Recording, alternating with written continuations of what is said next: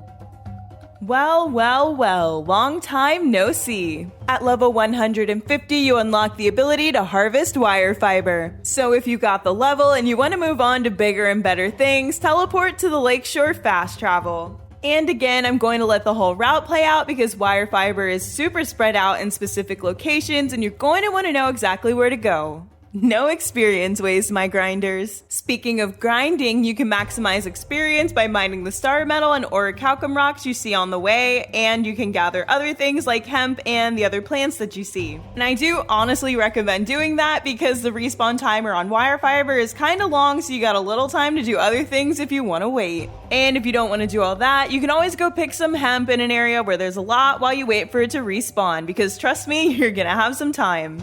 Now, if you don't use your mount to go pick stuff, then it should respawn by the time you get back to the start, but mounts go burr and give us more time for activities. Plus, what I've noticed while making this video is that there is a level of petty involved in harvesting that is almost admirable. Often, and I do mean often, if another player sees you going for a harvesting resource, many, will try as hard as they can to get to it, even if they're not skilling. It's like just a nice little screw you from your neighbor, so hop on your lion and ride to the next plant because it might not be there if you don't. Yeah, anyways, this is the Wirefiber route with map points. That's all I've got to say here. Enjoy the music and running around, or skip to the next section for Spinfiber.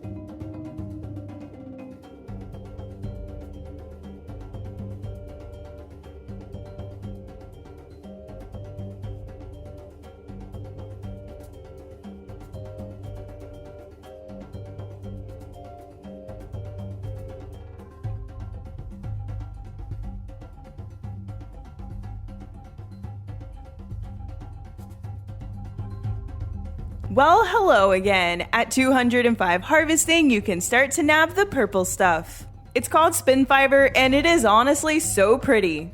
For this one, we're going to head back to the Sisyphos fast travel in Restless Shore, but this time we're going to some specific places on the map for our Spinfiber route. We're going to head northeast where you see the river in between rocks, this spot right here. Once you can harvest Spinfiber, your experience gains are going to skyrocket and you'll be 250 in no time. Like with most things in the game, there are some mobs scattered around, but you can sneak by most of them. The alligators in the river delta are a little tricky, but not too hard to avoid. I would say this is a mildly popular route. I found that there's usually only a few people running it when I've gone, and surely it'll be the same for you.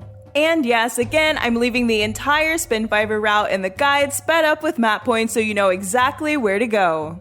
I really like running this loop, and especially because I have found that the respawn time on Spinfiber is really nice.